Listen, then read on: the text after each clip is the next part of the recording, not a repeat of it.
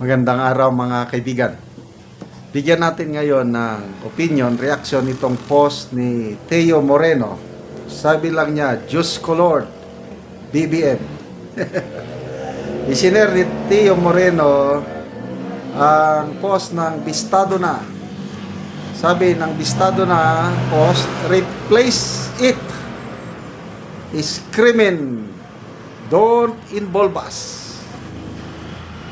Ito, nakalagay dito ang payag ng Pangulo. Galing ito, ABS-CBN News. Oh. Sabi niya, Philippines will have to get involved should all-out war erupt between US, China over Taiwan. Yan po ang pahayag ni Pangulong Marcos Jr.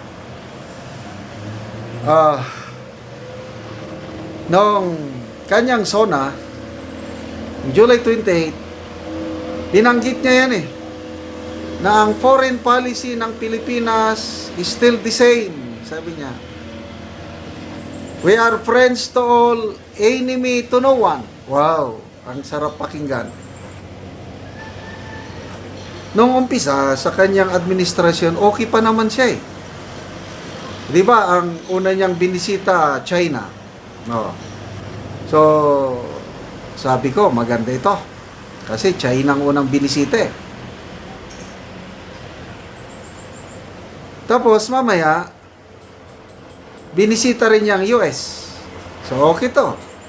Dahil nakikipag-ugnayan siya sa dalawang superpower. Later on, after yung unang state visit niya sa US, sabi ni Mr. Rigoberto Tiglao sa kanyang column sa Manila Times, nagbago na ang lahat. After yung first US visit niya sa US. Anong mga nagbago? Ayun, pumayag na ang Marcos administration na dagdagan na ang EDCA sites. Dati, 5 lang, panahon ng Pinoy administration. Tignan nyo Pinoy administration, 5 lang ang EDCA sites. Tapos hindi masyadong na-develop. Duterte, walang naidagdag. Marcos Jr., nadagdagan ng 4, naging 9. Tapos, sumiklab na ang tensyon sa West Philippine Sea, yung mga pag-resupply sa BRP Sierra Madre. Na to a point, isang sundalo natin naputulan na ng daliri.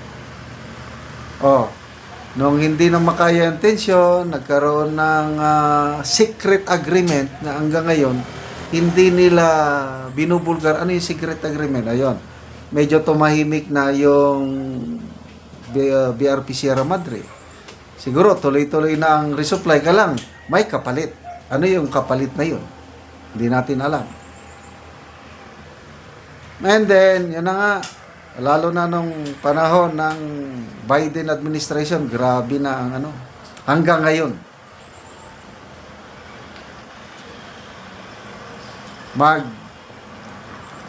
Sisimula na ang US ng ammunition manufacturing plant sa Subic.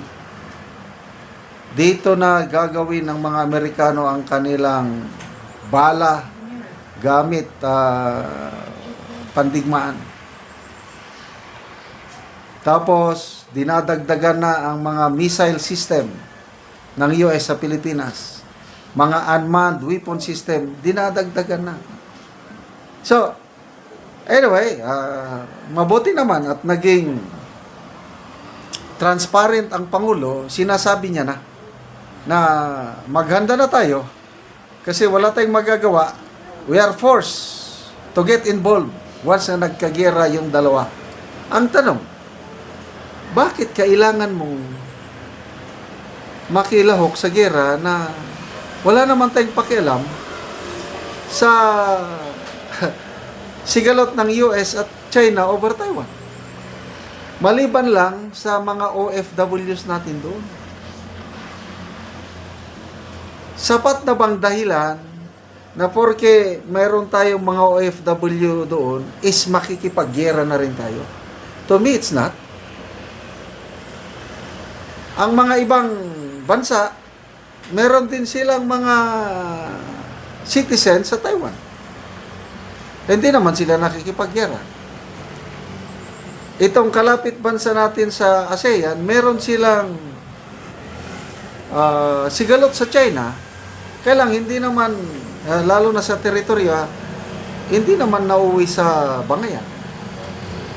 Ang mga neighboring countries natin, makaya nila na balansihin ang relasyon nila sa China at relasyon nila sa US.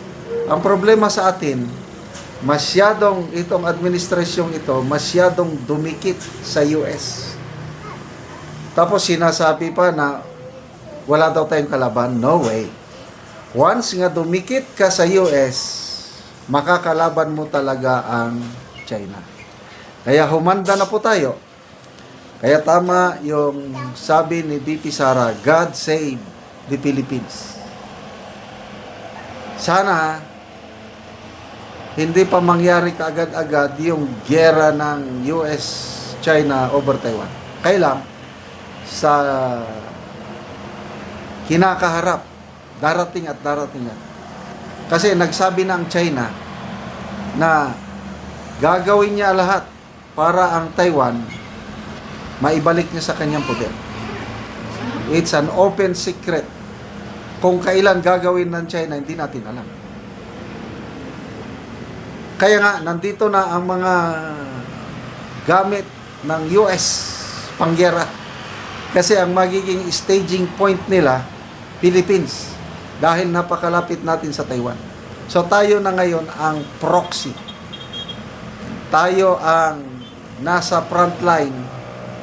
Samtang ang US nasa likod lang. Para bang tayo na ang pangalawang Ukraine. Sa Ukraine, Russia war, nakipagyera ang US, ang frontliner nila, mga Ukrainians. Namamatay ang mga Ukrainians, ang US nasa likod lang. Humihina ang Russia. So kung nagkagyera sa Taiwan, US versus China, mga Pilipino ang unang isasabak sa gera. Ang Pangulo ay nasa likod lang. Ang kawawa, ang mga sundalo nating Pilipino, nakikipaggera sa gera na hindi naman sila dapat ma-involve. Okay. Salamat mga kaibigan sa inyong pagsubaybay sa ating channel. Nakakatulong kayo ng malaki sa tribong Talandig ng Bukidnon. Excuse me. Ang income natin sa channel na ito is pantulong natin sa tribo. Namimigay tayo ng livelihood assistance, nagpapatanim ng saging lakatan at Arabica coffee. Panoorin niyo ang video na ito. Karoon na anak ko sa kapihan ni Miko. So nag-abono siya. So, ako siyang bisitaon. Mayong buntag diya. Buntag. Abuno ko sa kong kape. Abono ka sa imong kape. Oh. So kada usa ka bangag, Dua ka tunga lang ka kutsara. tunga sa kutsara. Unya dara sa ibabaw ang bangag kay bangilid man. Pili ki pabor sa babaw kay. So mao na ni ang tubo sa kape ni Miko nga isa pa ka bulan. So nindot gyud ang tubo sa iyang kape. Maayo gyud nga tan-awon ang iyang kape nga isa pa ka bulan.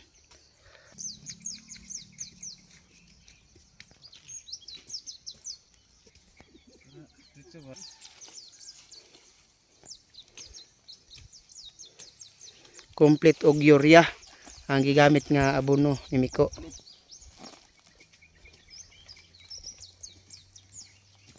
Ug karon naman sa pag abono ni Miko sa iyang kape, mag-spray na pod siya sa Rumex og karate.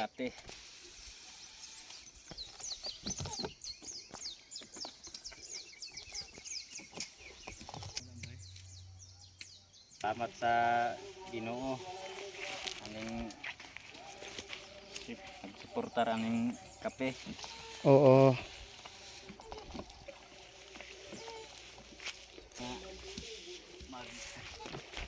Padayon og suportar aning kape Oo. para mahawas sa tamong kalisod namo.